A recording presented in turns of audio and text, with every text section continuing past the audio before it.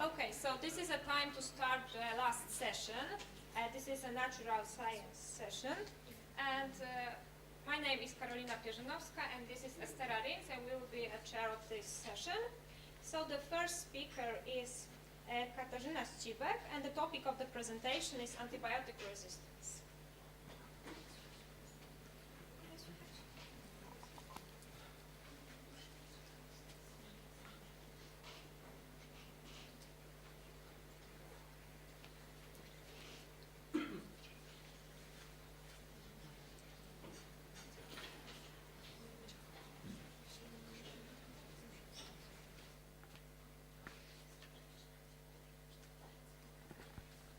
Good afternoon, ladies and gentlemen. First of all, I have a few questions to you.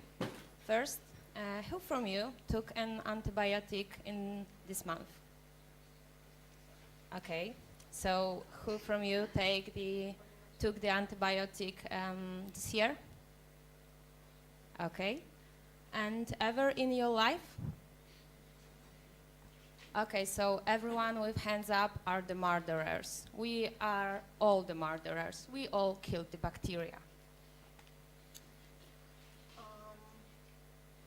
Here is the bacteria. Bacteria are small microorganisms. Here is Staphylococcus aureus, which is very close to me. Why? I answer you later. Bacteria are everywhere. They are in the soil, in the air, in the water. They could be neutral. As you can see, here is a print of the hand, and as you guess, this bacteria was on the hand, so bacteria real are everywhere. And people are very clever, and they want to use them. So bacteria can do very good things. For example, they are probiotics in yogurt. They regulate our metabolism. They are our microbiome, and they make some food, for example, a sauerkraut. But some bacteria goes the wrong way, and they can do very bad things. We have always been suffering from diseases caused by bacteria pathogens. For example, it was Black Death caused by Yersinia pestis. It was leprosy caused by Mycobacterium leprae, and it was tuberculosis, or maybe it is tuberculosis caused by Mycobacterium tuberculosis, which is now the deadliest disease on the planet. You remember when I said about Staphylococcus aureus? This bacteria wants to kill me when I was born, but thanks to the drug, which we call now antibiotics, I'm here. So antibiotics are a very important topic. So what are they? They are antimicrobial drugs used in the treatment and prevention of bacterial infections. They either kill or inhibit the growth of bacteria, and they are produced by soil bacteria and fungi. In 1928, there was a Scottish scientist, Alexander Fleming, and he was a little messy, and he left his experiment on the week. And after it, he observed that some colonies don't grow near penicillium, it's fungi. And he know that must be something interesting and special in this fungi. Yes, and it was penicillin. It was the first discovered antibiotic. As I said, antibiotic goes on only on bacterial infections. So if you got flu, it doesn't work because antibiotics can't kill viruses. They have another mechanism, another constructions from the bacteria, so you can't treatment with antibiotics. Antibiotic targets is, for example, cell wall, DNA and RNA synthesis of crucial metabolites, cell membrane, and protein synthesis. Antibiotics exist naturally. They are, they was, and they will be. And in the nature should be balance, should be harmony, and life always find a way. So resistance to them also exists naturally. Resistance is general mechanism to counteract the effects of antibiotics. They could be innate or acquired, and as you guess, innate is when the bacterium has its own resistant mechanism, and it could be characteristic to the species, and acquired is when the bacterium acquires, learn this mechanism of resistance from another bacterium. Means of resistance is similar to targets of antibiotics, so it's inactivating enzymes, target modifications, immunity and bypass, and efflux pump. How do resistant bacteria emerge? If you get infections, probably you have resistant and sensitive bacteria. You got antibiotic, and sensitive bacteria are gonna die. Resistant is are still alive, so they can grow faster, and they got new power. And what is the worst? They give the new power to another bacteria. So it's the evolution by the natural selection. Alexander Fleming knew about it, because when he was awarded by the Nobel Prize, he said there is the danger that the ignorant man may easily underdose himself, and by exposing his microbes to non-lethal quantities of the drug, make them resistant. So he knew about it when he discovered the penicillin. And now we have ornament rays. Here is a date of discovered penicillin and the year when antibiotic resistance was identified. And here is the rest. So what leads to the selection of resistant bacteria? First of all, because irresponsible use of antibiotic in treatments. When you are infected, you take antibiotics, then you goes well, and okay, I'm done, but please don't do it. You must always end the disease process, the treatment process, and never give your antibiotic to others, and always ask the doctor, never treatment by yourself. And second one is use of antibiotics as additives to animal fodder, despite of the prohibited in the European Union of using antibiotic growth promoters since January 2006. But the real danger is the multiple resistance. Some bacteria can be multiple drug resistance. It means that they are resistant for many of known antibiotics. Some bacteria can be extremely drug resistant, and for example, it's Mycobacterium tuberculosis, and if you remember, I said it's the deadliest disease on the planet now. So extremely drug resistant bacteria could be resistant for 90% antibiotics. And the worst is when bacteria go pan-drug resistance. So, for example, some strains of Klebsiella pneumonia, and then bacteria is resistant for all of antibiotics. Okay, and to the end, some statistics, we'll all love it, some numbers. In 270, there was, because it's a report from a World Health Organization, it was $1.5 billion per year. It was cost in healthcare and productivity losses caused by antimicrobial resistance. And it was 700,000 deaths per year. But by 250, it will be 2.9 trillion in cumulative costs and losses, and 9 million deaths per year. And the prognosis for 2050 is only for these countries on blue. So think about what's going on the planet, all planets.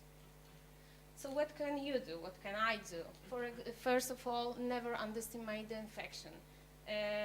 Always go to the doctor, and please don't make the doctor prescribe you an antibiotic. He should know what's going on with you, and please listen him.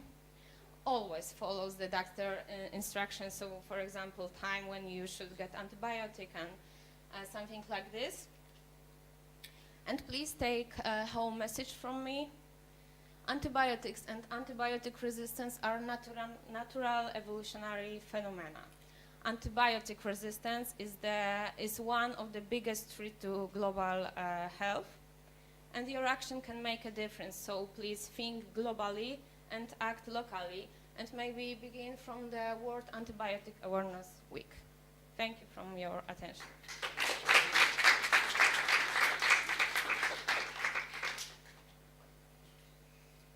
Okay, do you have any questions, Kasia?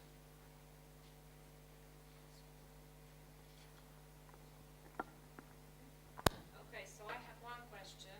Kasia, do you really think that we always should listen the doctor? I think doctors should know what they are doing, and first of all, they should do antibiotic biogram, and they should know it's viruses or bacterial infection. So we must listen ourselves too. But if doctor said it's really bacterial infection, we must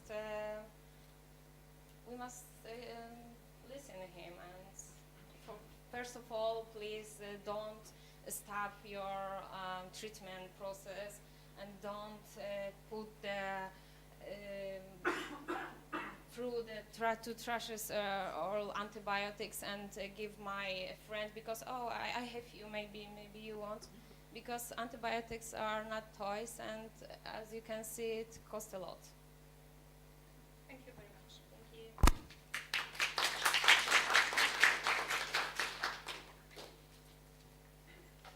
Okay, so now we're going to listen to Katarzyna Kwaśnicka, and she's going to tell us about phage cocktails against Salmonella Enterica.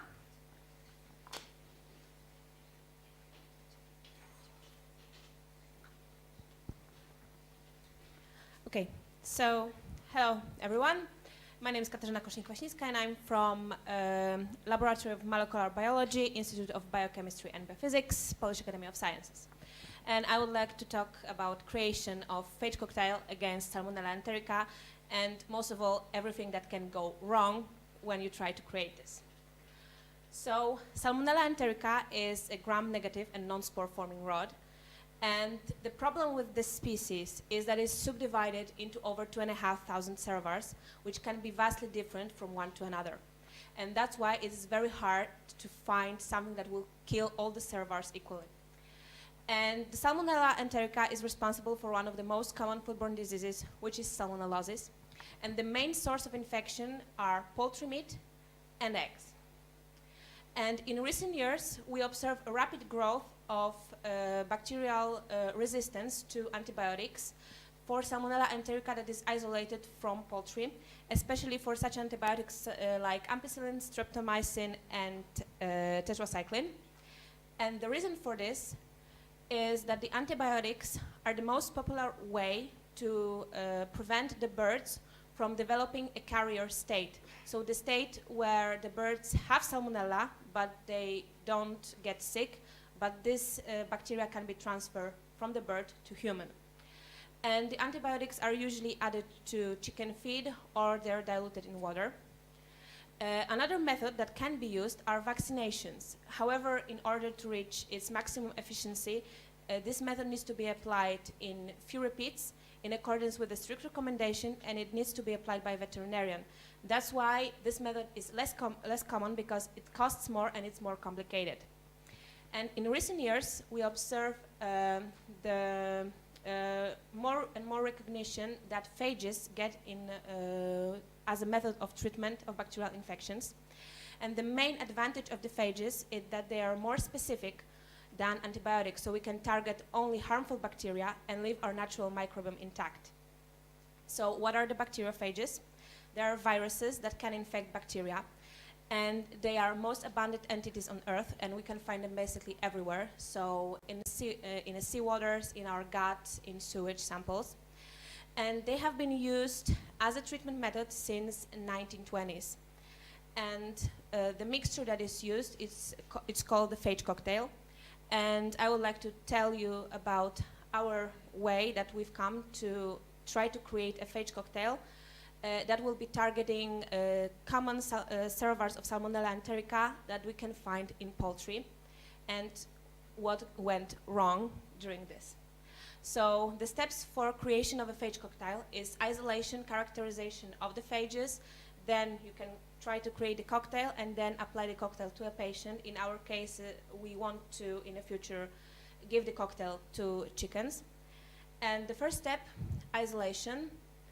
And you can isolate phages from various environments, such as groundwaters, rivers, sewage samples, or in our case, it was birds' feces sample, mainly chicken feces, geese, or pigeons. And the isolation procedure is actually really simple. You take the feces sample, you can suspend it in a liquid medium or in a buffer, and after overnight incubation, you just take the sample and titrate it on a bacterial lawn and then scan for plaques. And these are little dots, which are actually lysed bacteria, and this is the sign of the presence of the phage.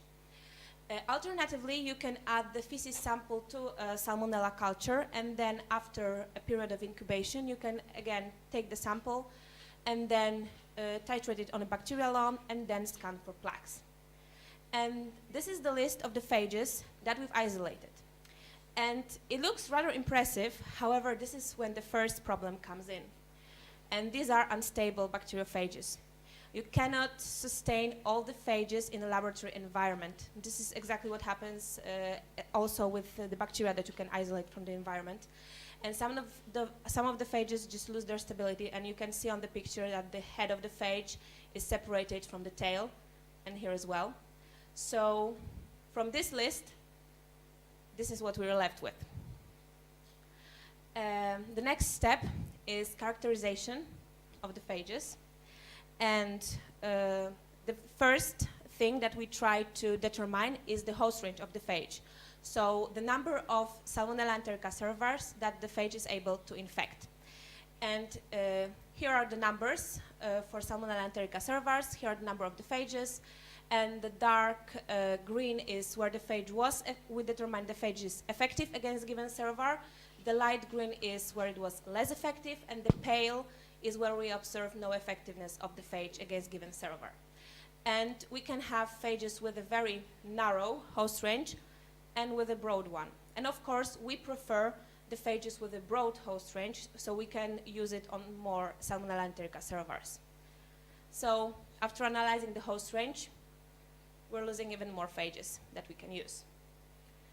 Then we've tested the phages for stability in different temperatures, because the temperature of the bird's intestines is actually higher than ours. It's 42 degrees.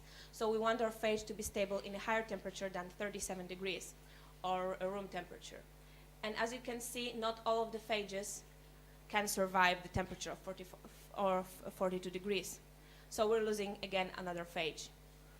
And then we also check the phage survivability in different pH, because we want the pH, the phages, since we want to give it to the chicken orally, they need to survive the acidic pH of the stomach. And again, not all of the phages can do that. So again, we're losing phages. So with what we have left, we decided to try to create the phage cocktail. And we've chose 3 phages that you can see in the pictures here. And then we've tested, of course, the host range of the phages again. So here it is. And the legend is, as I said previously. And we've tested the cocktail and compared its effectiveness with some of the commonly used antibiotics. in laboratory conditions. And what we've observed is, of course, in cases of some serovars, the cocktail was as effective as antibiotics. But in some cases, like in the case of Salmonella Seftenberg or Salmonella Enterica here, even though the host range of the phage was given as positive, as we can see here for Salmonella Enterica 64, the phage cocktail in a liquid culture didn't work as well. However, more on the effectiveness of the phage cocktail will tell you my colleague later. And to sum up, well, it's easy to isolate phages infecting Salmonella Enterica from virus sources. However, you won't be always able to keep all of them, and you won't be able to use all of them for therapeutic use. And sometimes, even though your previous test will come out positive, the end result will be negative, or it won't be as you expected it to be. And that's why the creation of the phage cocktail should be preceded by an in-depth study of phage biology in order to reach your maximum effect. And just to conclude, what I'm saying is that you should not give up. However, even though it looks like the creation of a cocktail is very simple, you just need to be prepared that many things can go wrong, and that you should not give up and just try once again. And I would like to acknowledge National Science Center Poland and University of Gdańsk for funding the research. And I would like to thank my supervisor, our postdoc, and also all the other students that contributed to this research. So thank you very much. Thank you for your presentation. Is there any questions to Kasia? Okay. You said you are from IBB, from Warsaw, at the first slide, but at the last slide you had people from Gdańsk. Yes, I have also people from Gdańsk because I am technically from Institute of Biophysics and Biochemistry. However, my PhD thesis is done with association with University of Gdańsk, so I'm working at the university, but from the a paperwork point of view, I'm with Institute of Biophysics, and also my supervisor, Professor Additives, is also from Institute of Biochemistry and Biophysics. Okay, thank you. Okay, is there any question?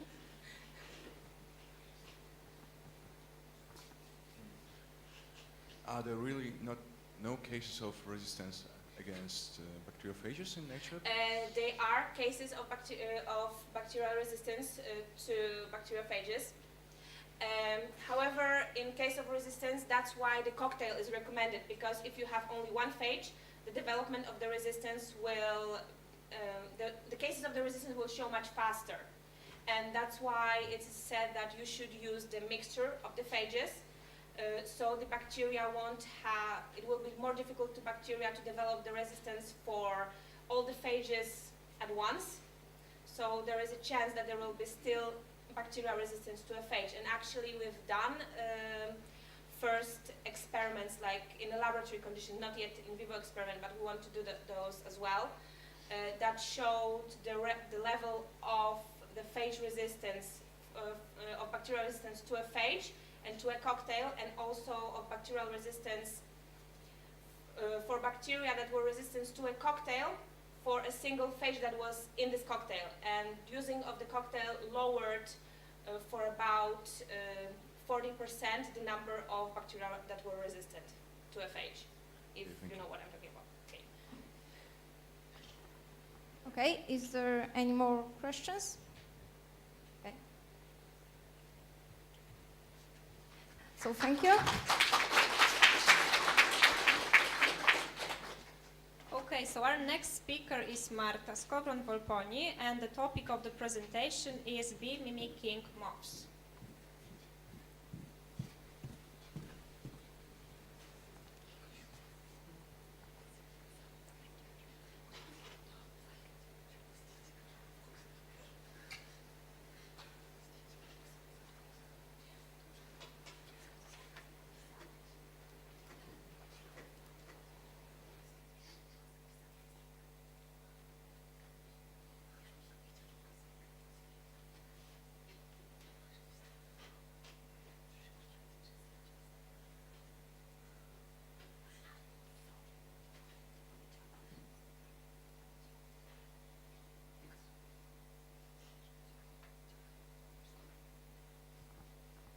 Thank you for the introduction. My name is Marta Skowron-Volponi once again, and I'm from the Department of Molecular Biology at University of Gdańsk. And I will tell you a few words about a rediscovered species of clearing moth. I forgot the thingy. This is the only known specimen of Heterosphetia tavonoides. It was collected 130 years ago in Sumatra, and it was described in 2003 by Callis.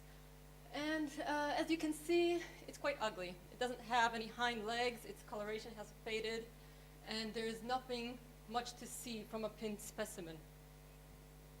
130 years later, it's strikingly colored, it's got furry legs, and it belongs to the family of clearing moths. Just a short introduction, what are clearing moths? When I say moth, you probably think about a gray, hairy insect, nocturnal, that is attracted to light. Well, please forget everything you know about moths, because these guys are totally different.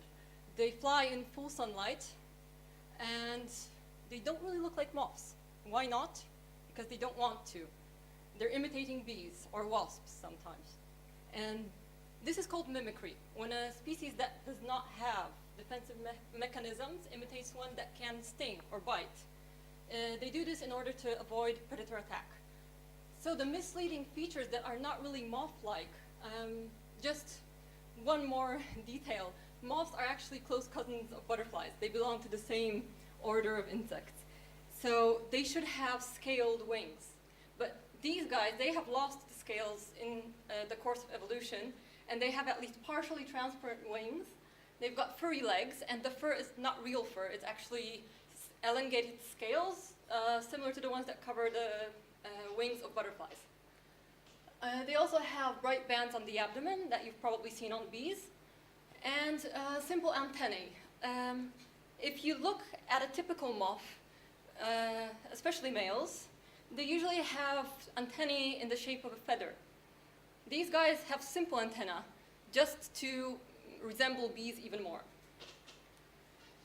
So back in Malaysia, in the primeval rainforest, the clearing moth was flying amongst bees on the bank of a river. The behavior that you've seen here, it's called mud puddling, and it's just the process of sucking up fluids from moist substrate. And it's known across many different groups of insects. Also, day-flying, beautiful big butterflies that everyone likes. So, as you can see, there's a group of butterflies, and there's no clearing moth among them, even though they were right next to the habitat of the clearing moth. So, amazingly, the clearing moth preferred to stick around bees. And it seemed to be completely comfortable around them. So, this must mean that the mimicry is so good that it fools the bees themselves.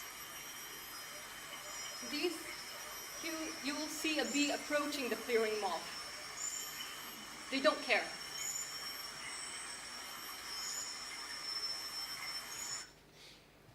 So mimicry is not only about the looks. It can also involve behavior, such as locomotion. So a clearing moth can also fly like a bee, not only look like one. And you can ask, okay, I'm always talking about the clearing moth imitating a bee, but why is it blue? Well, bees in Malaysia can also be blue. There's such a high diversity that there are many different colors of bees, so it makes sense. So going back to mimicry, it can be morphological, it can be behavioral, and it can also involve acoustics. And this is quite a new discovery for me, and I had this amazing experience being on the bank of a river in the rainforest. I was trying to film that tiny little insect. It was flying away all the time, and I was running after it, and suddenly it flew next to my ear, and I heard it buzzing. Have you ever heard a butterfly buzz? Butterflies don't buzz. So this is probably an imitation of the sounds made by bees. And I hope you can hear this. I want to show you, so I grabbed a microphone and started running after the clearing moth.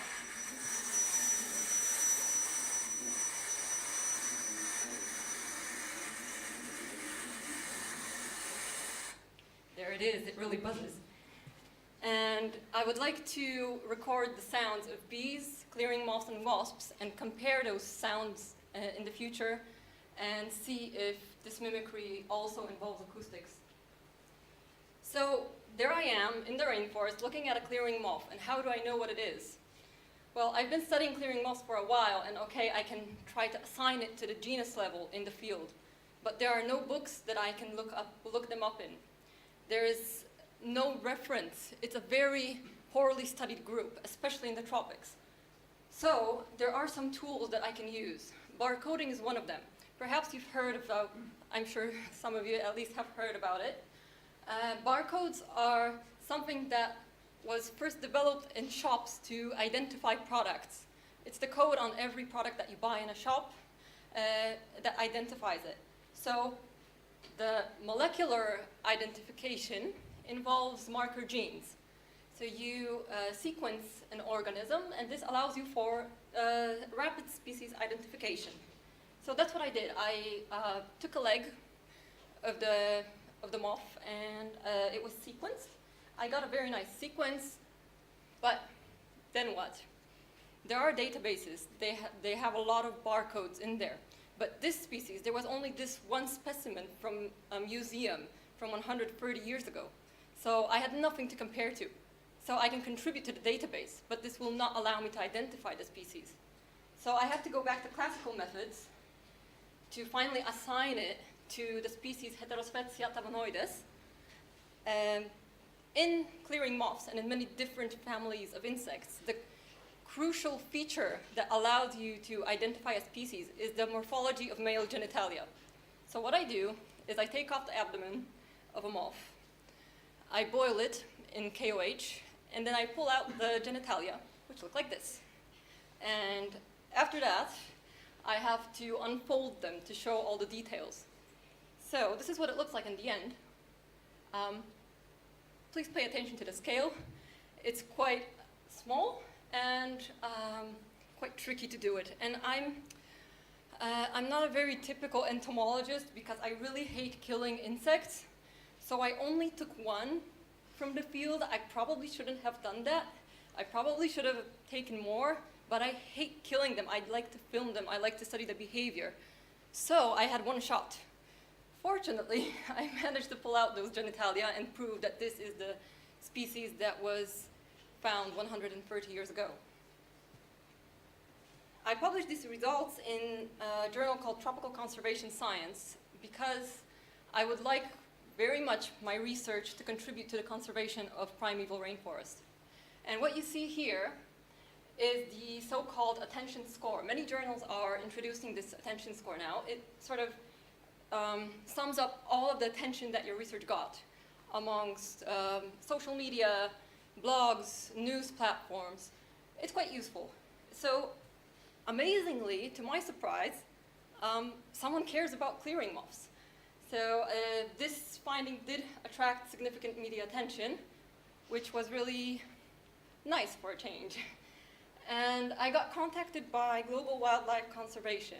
It's a huge organization. They were really interested in the rediscovery, and they wrote a press release, which was then picked up by several news media, The Guardian, Science, Manga Bay, and even our Polish Dzień Dobry TVN, which was quite an experience. And this all started from Global Wildlife Conservation, as I mentioned before. And this species was listed as 2017's, one of 2017's top lost species rediscoveries. So you might ask, who cares about a single clearing moth that was rediscovered after so many years? It's not a tiger, it's not an elephant, it's a moth, and it's 2 centimeters big. Well, let's go back to where I found it.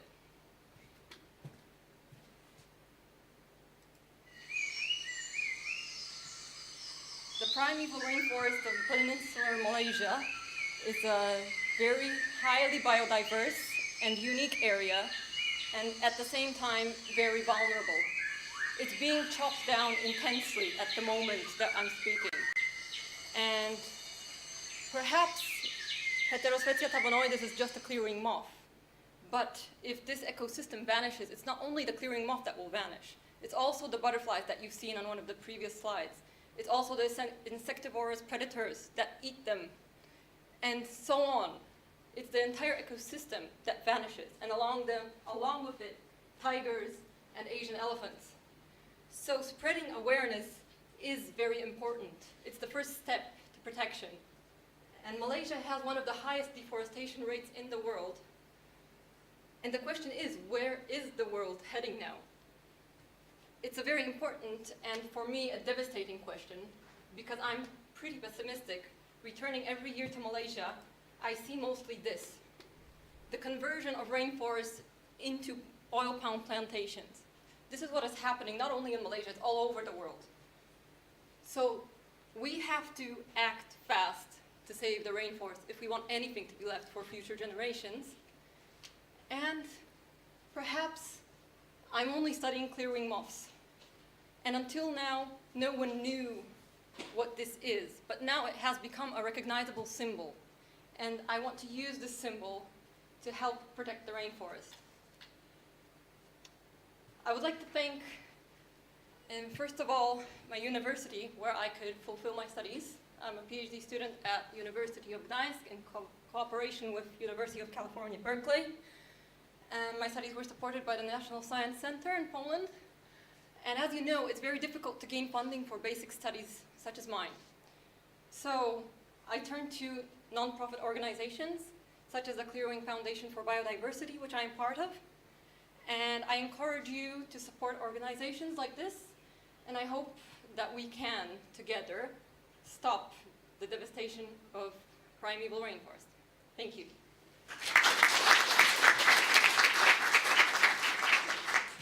Thank you, Marta, for a very interesting presentation. Do you have any question? Nothing? Okay, so I have a question. Marta, how many butterflies can mimic another insects? Well, the entire family of clearing moths imitates other insects. That's what they are known for, at least morphologically.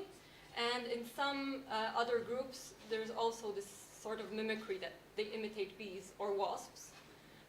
However, that's mainly all of it. There are a few mimics in different families. It's mostly this family. But among insects overall, not just butterflies, mimicry is quite a common phenomenon. And the main groups that are mimicked are bees and wasps because they have stings, but also ants, also spiders. So there are many different insects that it's just a good thing to mimic because you can survive. Thank you very much again. Right, so the next speaker is Łukasz Grabowski, and he is going to tell us about Phage Cocktail under laboratory conditions. Sorry, technical problems.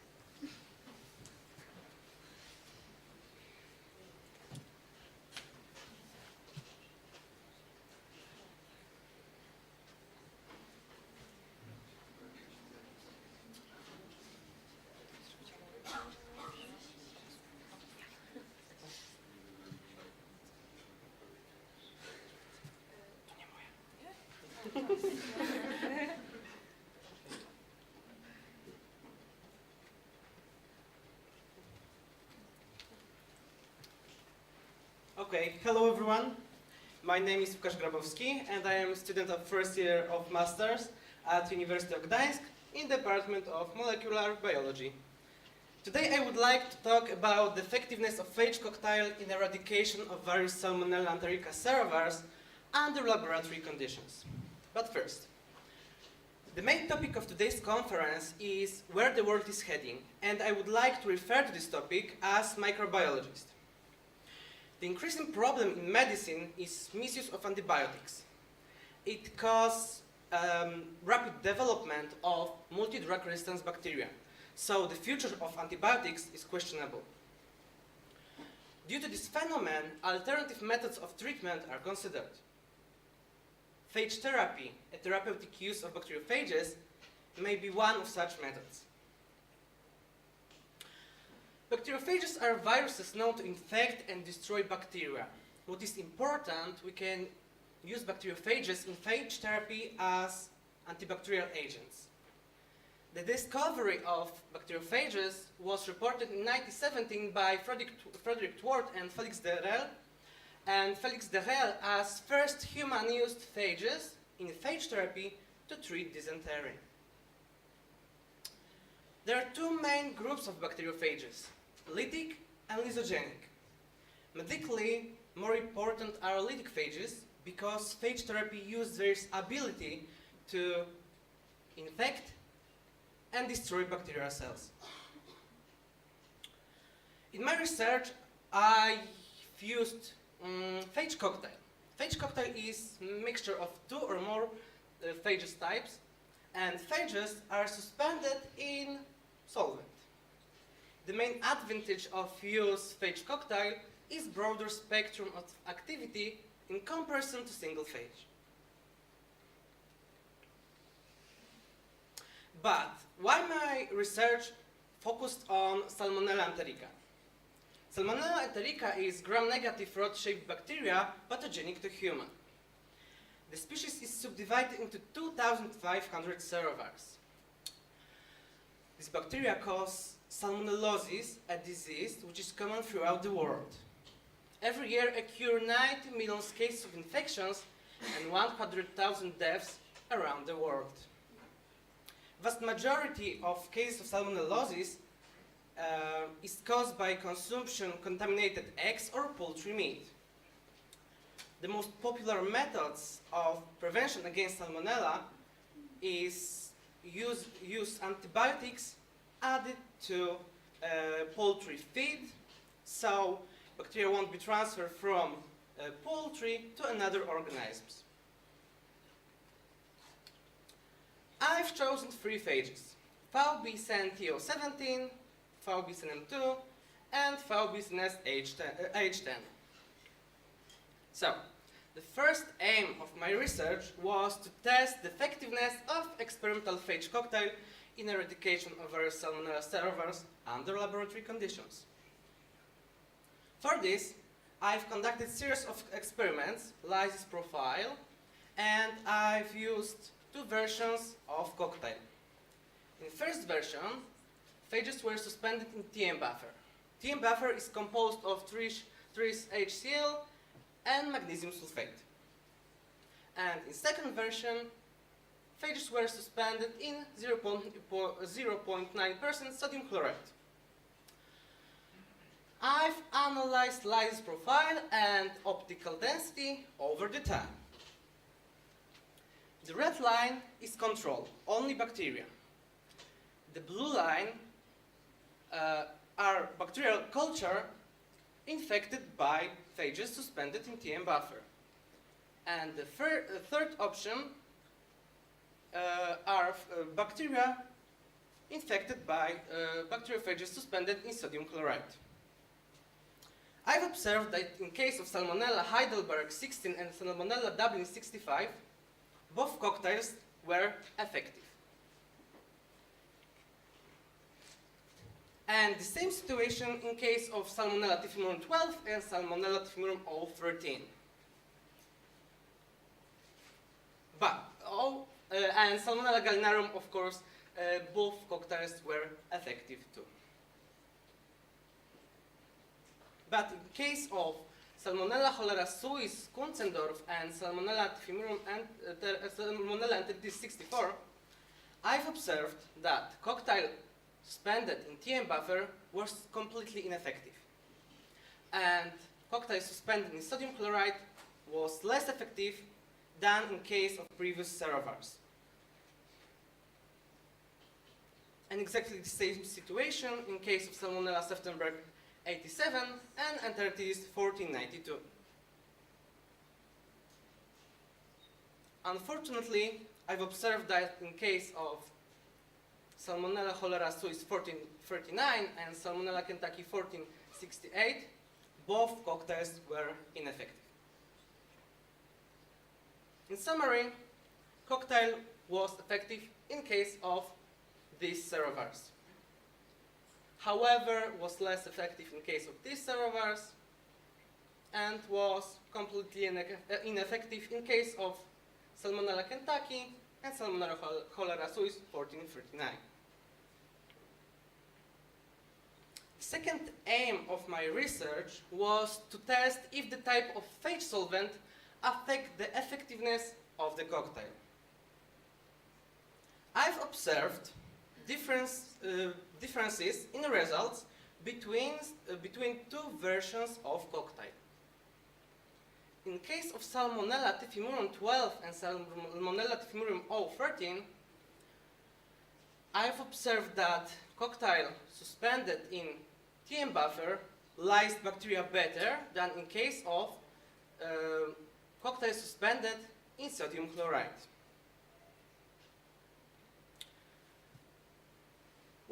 I suppose that this phenomenon was caused by deficiency of bivalent ions.